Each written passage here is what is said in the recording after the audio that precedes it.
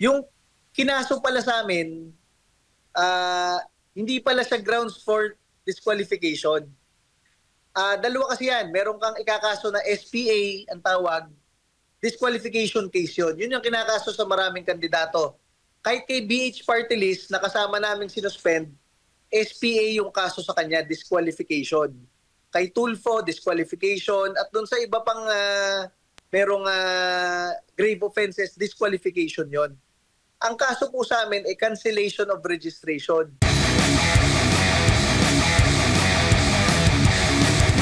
Naalala ko nung nakapanayam namin itong si Chairman George Garcia way before pa, no, patungkol doon sa naging issue nga, 'di ba, ng mga Teves at Digamo doon sa Negros Oriental, kasi nga po parang isa rin sa maituturing nating maaring factor din is yung hindi agad nila pagresolba doon sa mga protesta, no, mga petisyon.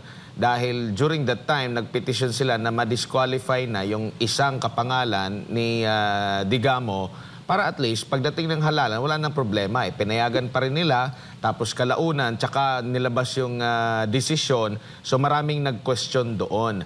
And nakita ko rin po na dito, parang nabanggit ni Chairman Garcia during that time na tinitiyak na niya during sa kanyang administrasyon sa COMELEC na ma-resolve na itong mga lahat ng mga petisyon dyan, mga petisyon para ma-disqualify kung sino man. Pero yung sa inyo po na matagal ng 2019 ba yung isinampa sa inyo, meron pang 2021 para doon sa kabataan ay hindi pa nare-resolba tapos bigla na lang susulpot nito na yan yung mga nagiging hadlang ngayon. Bakit hindi kayo maiproklama, Chairman? Yes, alam nyo, yung kinaso sa atin ng Kabataan Party List ay 2019. Tapos kinasuhan ng NTF-ELCAC through the Office of the Solicitor General ang Gabriela noong 2019 rin. Tapos noong 2021, kinasuhan uli ng gobyerno ng Pilipinas, yun namang Kabataan Party List. So tatlo kaming pending. Pero ang pagkakaiba namin, yung kinaso talaga sa amin ay hausaw lang talaga. Yung sa kanila, kinaso terorismo. Nagbabanggit ang gobyerno ng mga pangalan ng mga miyembro nila na napatay bilang terorista. So pagdating ngayon 2025, kami ay hininto ng COMELEC maproklama, pero yung dalawa, hindi. Bakit importante rin yung sa Gabriela kahit natalo sila? Kasi pag kami dinisqualify, Gabriela ang magkakaroon ng slot mula sa amin. So bakit hindi hinihiring yung sa kanila? 'Di ba? Yan ang sinasabi natin doon sa kakasuhan natin bukas, Supervisory Committee. At kahit na dito sa dalawang ni-raise natin sa CA na dalawang commissioner na nagdesisyon kami ay ihinto, eto namang dalawa, wala naman silang aksyon. Alam nyo, ni-raise pa natin sa CA, sa Commission on Appointments, si Senator-elect Erwin Tulfo nga, dating DSWD Secretary, pero ni-revoke ng CA mismo yung pagiging secretary niya dahil sa issue ng citizenship. Aba, ikinaso uli sa kanya yon. Ngayong tumatakbo siya bilang senador. Pero po, kahit pending po yung kaso, pinroklaman naman siya nitong mga commissioners na ito. So sabi namin sa CA, kung ganyan baliwalain kayo ng dalawang temporary commissioners na walang kwenta yung desisyon nyo sa CA, pero sa kanila kahit pending, pinoproklama nila, tingnan nyo po yung dalawang yan. At masabi po natin dyan, talagang yung kinakaso po sa atin, nireview ko nga kanina yung kaso nila noong 2019. Ang kaso po kasi nila, unang-una, vote buying daw kasi pinangako ko na lahat ng aming pondo ay iaalay namin sa taong bayan. Yun talagang hausaw yun. Sa dami ng bumibili ng boto na politiko na hindi naman kinakasuhan, kami pa ang nakasuhan ng vote buying. Pangalawa, yung sinabi ko daw, kapag kami nanalo, debatihin namin kayo hanggang maubos kayo sa Kongreso. Siyempre, mahilig tayo makipagdebate kay Jim Paredes, kay Raul Manuel, kay Kaloy Zarate ng Bayan Muna. Debate ng debate hanggang matalo si Kaloy Zarate ng Bayan Muna. Yun ang ibig natin sabihin hanggang maubos kayo sa Kongreso. Ang kinaso po sa atin, promoting violence tantamount to mass murder kasi uubusin daw sila. Sila nga itong kaalyado ng terorista, tayo pa ang nakasuhan kauna-unahang beses ng promoting violence. At yung pangatlo po, yung sinasabi nitong Emil Maranyon na abogado, kakasuhan ko rin to.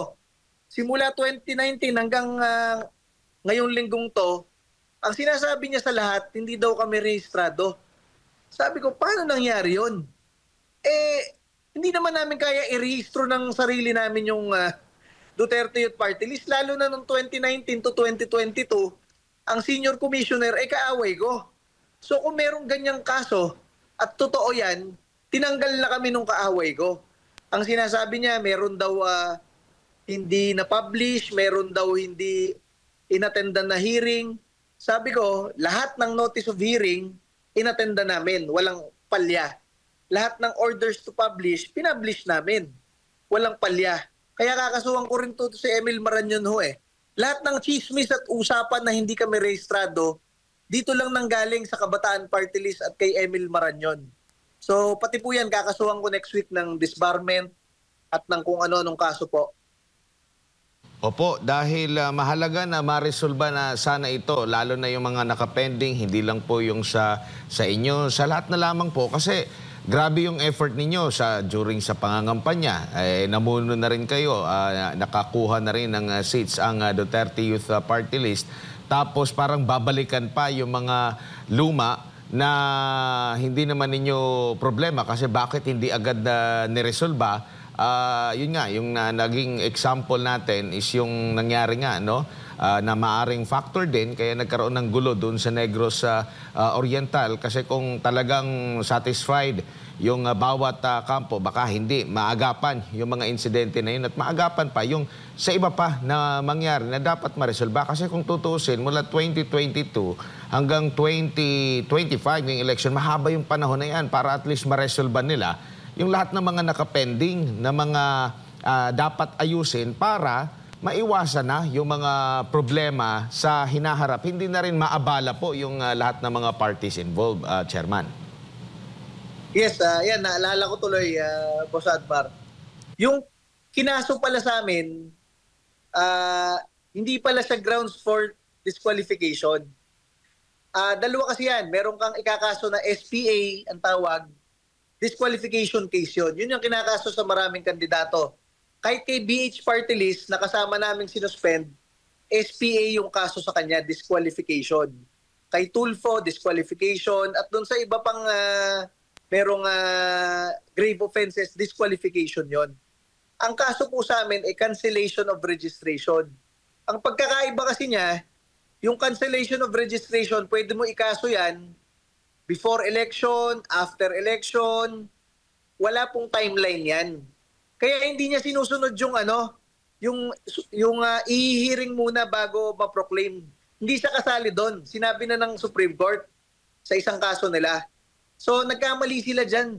Kaya itong supervisory committee na una wala naman powers mag-recommend para isuspend yung proclamation namin. Una, offense na yon, kakasuhan namin sila ng sa ombudsman bukas. Pangalawa, yung cancellation of registration na kaso sa amin, na wala naman sinusunod na timeline yan, kahit ikaso mo yan sa huling araw namin sa Kongreso, o kahit bagong panalo or anything, hindi yan grounds to cancel yung registration at to suspend yung proclamation. Kaya yan pa ho, talagang grave abuse of discretion ang ginawa nitong dalawang temporary commissioners na ito, at pati nitong supervisory committee na ito lagi binabanggit ni George na ito daw nagrekomenda. Kaya makakatikim sa atin yan sa CA next week. At ito na mga supervisory committee na matagal lang ang mga nagtatrabaho sa COMELEC, ang hula ko na utusan lang, ayan po, bukas po, dahil kakabanggit sa inyo ni Chairman George Garcia at hindi naman makasuhan si George Garcia, kayo po ang kakasuhan dahil kayo po ang tinuturo ng inyong chairman na nagrekomenda po sa kanya. Chairman, siguro bilang panghuli na lang, mensahe nyo po, lalo na doon po sa mga nagtiwala sa inyo, bumoto po sa inyo, baka mawalan sila ng pag-asa or ano ba ang kanilang nararamdaman na ngayon na hindi pa kayo na ipoproklama. Ano po yung mensahe nyo po? Alam nyo, unang-una, nagpapasalamat po tayo sa inyong lahat, ating mga kababayang Pilipino, sa ating mga pulis, sundalo, tropa ng gobyerno. Binigay nyo po ang pinakamalaking tiwala ninyo at boto ninyo through local absentee voting sa Duterte Youth Party List, ginawa niyo pong number 1. Pangalawa po sa ating mga OFWs na kahit hindi kayo magkakasama, kahit nasa iba't ibang lugar kayo ng mundo, kahit po nasa Amerika, Canada, Singapore, Hong Kong, Saudi Arabia, UAE, England, France at iba pa pong mga bansa, ang binoto nyo po na number 1 na party list ay Duterte Youth Party List po. Kasama po dyan ang 2 milyong Pilipino na nandito po sa ating bansa. Kaya alam nyo po, kaya nyo tayo binoto dahil tayo po ay lumalaban. Ngayon, ang pagkakamali nitong COMELEC, akala nila hindi tayo yung klase ng palaban. Talagang palaban tayo, kasama ninyo. Kaya habang tayo ay ginigipit, lalo tayong lumalaban, lalo tayong lumalakas, lalo nating na-unite ang mas maraming Pilipino, milyong-milyong Pilipino sa laban na ito ng pang-aabuso at panggigipit ng ating gobyerno. Kaya po tayo po ay nagpapasalamat sa inyong lahat dahil kayo po ang nagbibigay ng pag-asa sa atin at alam niyo ang labang ito ay para sa inyo. Parang kanta yun Pero yun ang totoo dyan dahil tayo po sa Duterte Youth Party List, kahit wala po tayong pondo, kahit wala tayong TV ads, radio ads, billboards, tayo po ay naninindigan, lumalaban, matapang na nakikipagdebate at nagsasalita para sa inyo dahil kailangan po nating magkaisa para po itaguyod ang bansang ito, ibalik ang mga tunay na pagbabago ng Pangulong Rodrigo Duterte at syempre po, sana po maibalik natin sa bansa ang Pangulong Rodrigo Duterte at syempre maging Pangulo ng ating bansa na susunod si Vice President Sara Duterte.